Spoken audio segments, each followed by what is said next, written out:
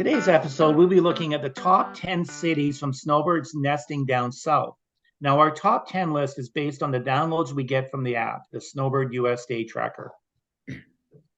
We'll be discussing the recent 12-month data that includes average price from listings, number of units sold in the previous 12 months, average time on the market. This will also include the percentage increases and decreases. My guest today is Miles Takacs, and he's from Victoria. He's with the real estate advisor, or what we like to call realtors, in Victoria with Remax. And a little bit about Miles. He is a friend of mine that we met in Maui. I believe we were playing a member guest golf tournament at King Kamehameha. And since that time, probably about 4 years ago, because it was pre-COVID, we've spent a lot of time talking about the U.S. real estate, may it be in Maui, may it be in the top 10 cities that we'll be discussing today. So a little bit about Miles. He's from a small town. Miles, I believe you're from Creston. Your father, once again, we have connections through clients and friends in the Creston area. So it's a very small world. I always tell people, be kind to everybody. But Miles started off, for his love to real estate, started off in his father's, his business, which was trusses. And then he went on to work in the hotel and management business for many, many years. Now, Miles, how many years have you been involved in real estate in Victoria? Thanks, Gerry. 15 years now. And just to elaborate a touch on how I got into the business. I mean, my father was an immigrant from Eastern Europe and started a roof truss business from scratch. So I know real estate can lure a lot of people in for lots of different reasons, but literally, I think I was 10 the first time I swept the shop floor. So I've been around a hammer and nails all of my life and been practicing. I've been a real estate practitioner here in Victoria for 15 years. And like you, also have a love of Maui and all warm, sunny spots. Well, welcome to Vancouver Island. I know you've been there for a while. I mean, I grew up in a little town called Ucluelet on Vancouver Island. So I was one of those guys trying to get off the rock, and you were one of those guys that actually moved your family to the rock. So I guess we don't have as much common as we'd like to think we do. But anyhow, the other thing we're going to be discussing after we talk about the top 10 cities that have been downloaded on the app. And we track all this data because it's very important to us to find out where people are holidaying and or snowbirding, whatever you want to call it. So the top 10 cities that we're going to be going over today are Phoenix, Mesa, Palm Springs, Fort Myers, Yuma, Naples, Tampa Bay, Orlando, Las Vegas, and Palm Desert. And it really does come down to a pretty good mix of all those folks that are living in the East, go down to the East Coast in towns like Fort Myers and Orlando and Tampa. And then on the West Coast here, we have people going down to the Palm Springs area, the Phoenix area, California, San Diego, etc. Now, the last thing we're going to be covering in today's podcast as well will be, and this is Miles' expertise. He's on the island. I mean, we've even looked at moving back to the island one day. And we're going to be talking about some of the top cities where when Canadians do migrate back from the United States, now we're covering our expats and these Americans moving up to Canada or moving back to Canada. We're going to be talking about some of the areas on Vancouver Island. And that's where Miles is really going to be able to add some pretty good expertise. So we're going to get started. And Miles, the first number one city on our list for most people that download the app are from Phoenix. Give us a little bit of an update on what's happening in Phoenix over the last year. Yeah, thanks, Gerry. And not surprising where Phoenix lands based on where you and I call home. I've had quite a few friends purchase down there in recent years. So yeah, Phoenix, I mean, what we saw in the housing market was February of 2023, the home prices down about 9% compared to year over year, selling for a median price of around $400,000 on average. Homes in Phoenix were selling after about 73 days on market compared to a much quicker pace in 2021 of 28 days. So, we are starting to see the market adjust. really everywhere. There's a lot of similarities in all of these markets, both in America and up here in Canada. It's quite fascinating, and I'm sure we'll touch on that a little bit. And then quickly, just on the volume side of things, there were just shy of 1,400 homes sold in February this year, which is down from just under 2,100 a year ago. So those are just some quick snapshots on the Phoenix market. That's interesting when we talk about Phoenix, because those home sales are down 32% over the previous year. So as you mentioned, people are having to put those homes on the market for a lot longer before motivated buyers are coming along. The second on our list is Mesa. The average house price in Mesa is just under 430,000. There was 519 sales in the previous 12 years. That's down 17%. And once again, it is the days on the market. These homes that are sitting. There's a for sale sign on your front yard. The average time period now is 61 days before a contract is brought to the table. And number 3 on the list, Miles, is Palm Springs, staying out on the West Coast, another very popular spot. In fact, I was just chatting with two fellas in my Rotary Club this morning that just came home from Palm Springs. So again, just kind of looking at this snapshot down there, February 2023, home prices up actually 8.5% compared to last year, selling for a median price of 715,000. When we talk about median price, not to be confused with average price, the median is kind of a good calculation because it takes out the high and the low and kind of gives you, because that can kind of skew things when we talk about average price. So median price in Palm Springs about 715,000, and then on average they're selling at about 70 days on market, which is basically double from what the pace of the market was a year before. And like you say, the house prices are still pretty firm. For medium house prices are still pretty firm, still trading at a high as of February 2023. Number 4 on our list is Fort Myers. And when we go through all this research and all this data, this is where we saw some families from Maui sell their places in Kanapali. They're from the Chicago area, and it just made a lot more sense for them. They had a two-bedroom apartment. When the families came over, they were jammed. Yes, they had the pool in the backyard and they had the ocean in the front yard, but they're finding that the value that they can get, may it be a big house with a big pool, is a lot more affordable. Now, sadly, I always say that in Florida, be careful. It's either going to bite you, sting you, or eat you. Um, because you look at these pools and they're covered with nests, and of course the other thing that's going to harm you, and I don't want to be biased towards the East Coast because there's a lot of great people that have decided to snowbird down at Fort Myers, but the cost for the medium home is $390,000, and that is down about 6.8% from the previous 12 months. The amount of units that were sold in the last 12 months are 233. That's down 28%. Now, because of the price of these homes, previously they were selling. You put your house on the market, that house had a contract and was gone within weeks. So now it's taking 19 days. In the previous year, it was 10 days. And number 5 on the list is Yuma, yeah, heading back out to the West Coast side of the world.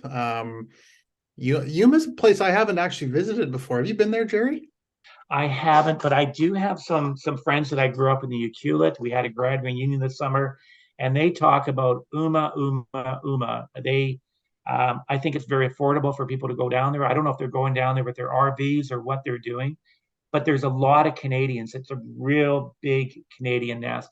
And of Yeah, course, the average house price, you have those numbers in front of you. I do. Yeah, I'll go through those real quick.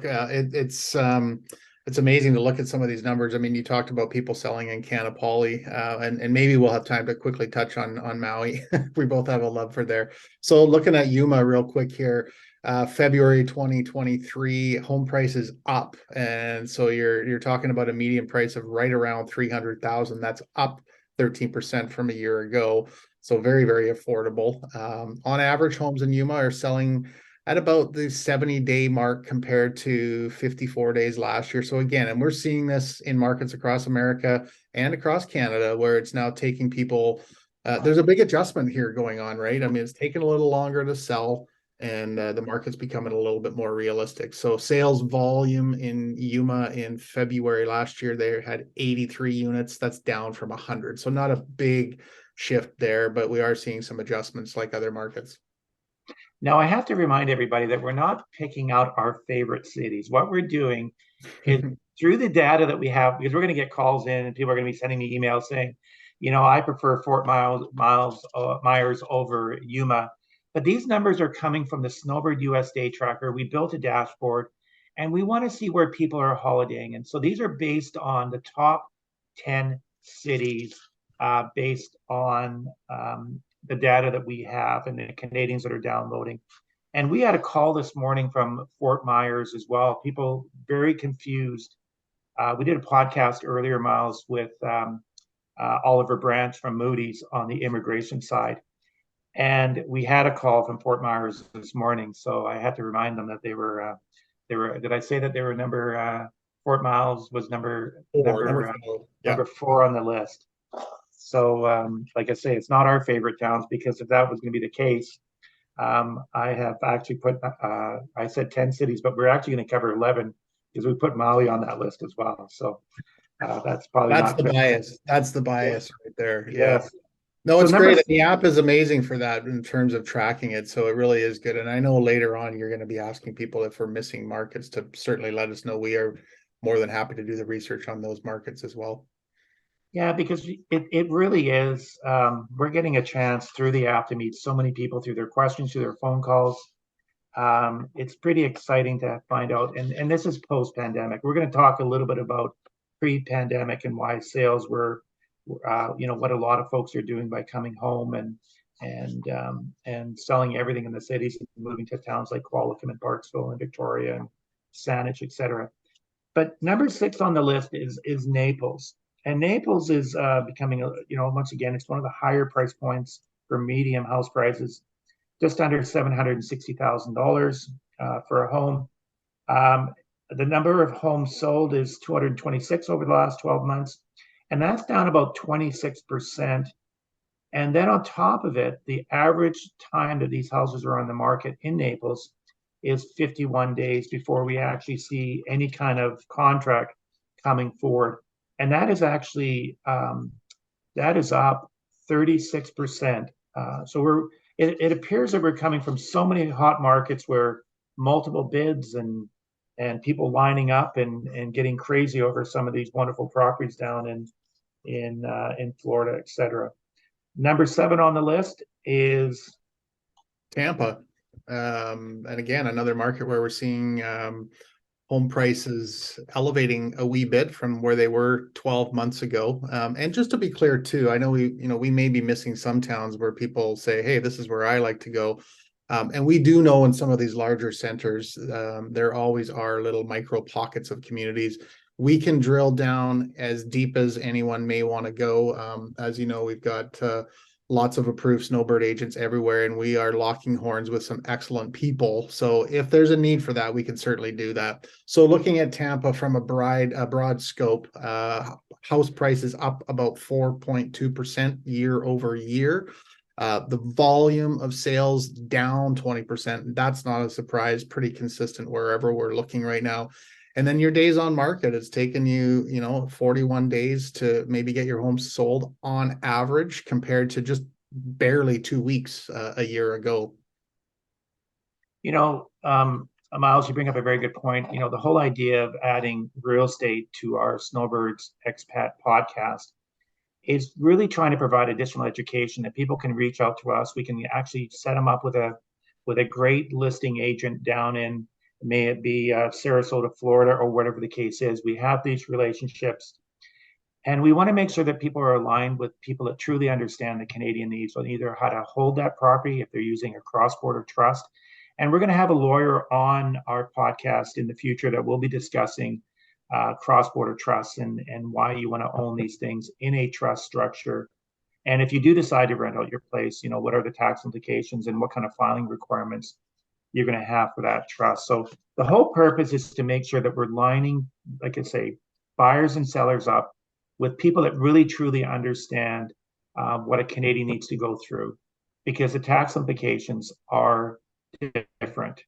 And we just want to make sure that people are well informed, because I know a lot of these times, I mean, I don't know how many times I went through the motion of showing up at a kiosk and shops of Wailea, and before you know it, Melissa and I are looking at a $10 billion place, and not knowing, actually, we do know how to structure it. No, we did not buy a $10 billion place.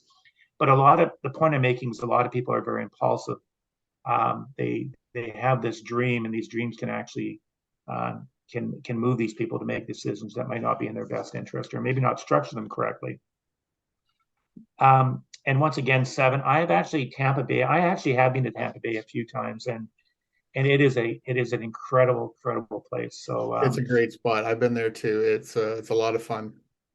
and they have a winning hockey team, which is unlike Vancouver. Um, so anyhow, I actually will be going to the game on Friday night. So I'm kind of excited to see the new look Vancouver, and maybe next year we can go on a bit of a Stanley Cup push next year, but not this year. Number 8 on the list is Orlando. Once again, the home of Mickey Mouse and Minnie Mouse and Goofy. Beautiful place. The average house price is actually pretty reasonable, $345,000. These homes are down 32%. So there was 506 sales last year in Orlando, and once again, it's the amount of time that these homes are actually on the market is up 27% higher, which is now taking you 40 days before you actually get a contract. Now, number 9 is really surprising to me that I have friends that have bought places in Vegas, but I was surprised to see that Las Vegas was on the list at I number was 9 for too. Canadians. Yeah, I was too. But I mean, that's the beauty of the app that you've established. I mean, this is again, we're pulling data from where people are telling you where they're going. So yeah, sitting in at number 9 is that Las Vegas housing market.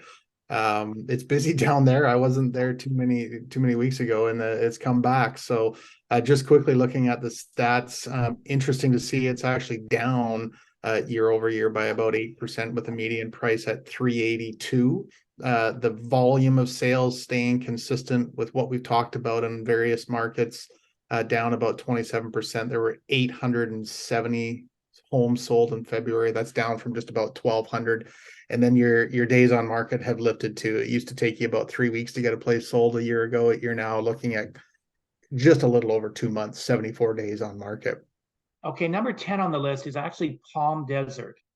And like Palm Springs, it's the same airport, great airport to get in and out of, very quick to pick up your rental car or have your buddies pick you up, whatever the case is. But these homes in Palm Desert, the average house price is 715,000, or sorry, the medium house price is 715,000. It's up 8% over the previous year. And it's basically homes on the market. They only sold about 102. That has increased by quite a bit. And then the average time in the market is up about 41% from the previous year. So getting a little harder to sell those higher end homes in Palm Springs. Now, Miles, I'm sure you've spent a lot of time in Palm Springs. I've gone there with the buddies, with the wife. It is such a beautiful area. Oh, without a doubt, without a doubt. I mean, we're lucky. All these markets that we've talked about. I mean, I admit I haven't been to Yuma, but there's so many great places that we can go to get out of the Canadian winters. So yeah, it's nice to keep an eye on what's going on. I mean, the housing market's what everybody likes to talk about, and it's critical to be informed for sure. So this has been great to kind of do a review. It'll be interesting to see how this list plays out as we look at it moving through the calendar year, to see if different cities climb up or fall off or whatever. And again, for our listeners out there, please let us know. We'll give you instructions on how to connect at the end of the podcast, but please let us know if there's a market that you'd like us to drill down and provide a little bit of data for you. We're absolutely thrilled to do that for you. Okay, so the number 11, and we've given it 2 1s. And maybe next time I'll discuss it as number one. I'm so biased against Maui. I treat Maui as a true bubble. It is Hawaii. It's not so much United States. People get very offended if you say it's United States. But regardless, Maui has been one of those places where you have a lot of Canadians, a lot of Hawaiians have found a way to kind of live in a very peaceful environment. I always say there's no predators on the island. There's no snakes. There's nothing on this island that's going to bite you. We did have a pig on a wild boar on King Kamehameha last year, and sadly, I heard someone took it home. Hopefully, they took it home to be a pet and nothing more than that. But the average house prices in Maui are still kind of going a little crazy here. We're still seeing the market peak out. The medium house price is over $1 million. There's still multiple bids, but we are starting to see things kind of slow down a little bit. The amount of home sales over the last 12 months are 109. That's down 55%. So the market is slowing. So you're not seeing those multiple bids. We hear about properties where someone's going to list their house and they say it's going to go for, this is 12 months ago, they said it was going to be listed for 1.5. They end up closing in the high, in the 1.9s to the 2.1s. And that's how crazy that market got. We're also finding that these homes are actually on the market a lot longer, about 13% higher. It's now taking about 74 days to sell that your home in Maui. And I think that's hard on a lot of people because it's a hard decision to sell your home because Maui is such a beautiful place. But it is difficult. So we are seeing prices still fairly firm here, but then of course the sales are slowing down, and of course time in the market is increasing. Now, the next part of what we're going to discuss here is that when people are selling their homes, be very careful because from state to state, there is going to be a holdback that you're going to have to maybe 15%, 20%. The state will hold back a percentage of those dollars on the sale of your home. So you do have to work with a qualified accountant and a qualified realtor and a qualified lawyer to make sure that that money is going to be returned to you in due time. Now, we are going to, when you do sell your home, and even my wife talks about this all the time. We live in Vancouver, a little bedroom community called Coquitlam. We've been here for 30 years, almost 40 years actually, and we do love it. But at the same time, as these cities are getting bigger, it reminds me of a book that I read. And Miles, I'm not sure if you ever read this book, but it was published in 1996. And I believe at the time we were calling this person Dr. David Foote. And now I notice that there's no longer a doctor on his name. It's now David K. Foote. But he wrote this book of all these trends that they were going to predict in the future. May people go from drinking hard liquor to drinking, really enjoying their wines, to the point where Canadians were going to be migrating back to these bedroom communities like Creston. I see a lot of people, we go up to Creston at least once a year. We go to Kimberley, we go to Cranbrook, and more people are going back to the smaller communities. And these markets are really taking off over the last 3 or 4 years. And I don't know if that was driven by the pandemic, which I'm sure it was. It could have been. But based on Boom, Bust, and Echo, it did tell us back in 1996 that we'd be looking at places on the island. So tell me a little bit more about what you're experiencing on the island. What are the trends, and is the market still fairly solid on Vancouver Island? Yeah, the market, I mean, we felt it like some of these statistics that we talked about, even in the larger markets in America. I mean, there's no question about it. The last 3 months, 4 months, the market got very, very quiet. I think it's absolutely safe to say that no matter which market in North America that you're talking about, it's very interest rate sensitive.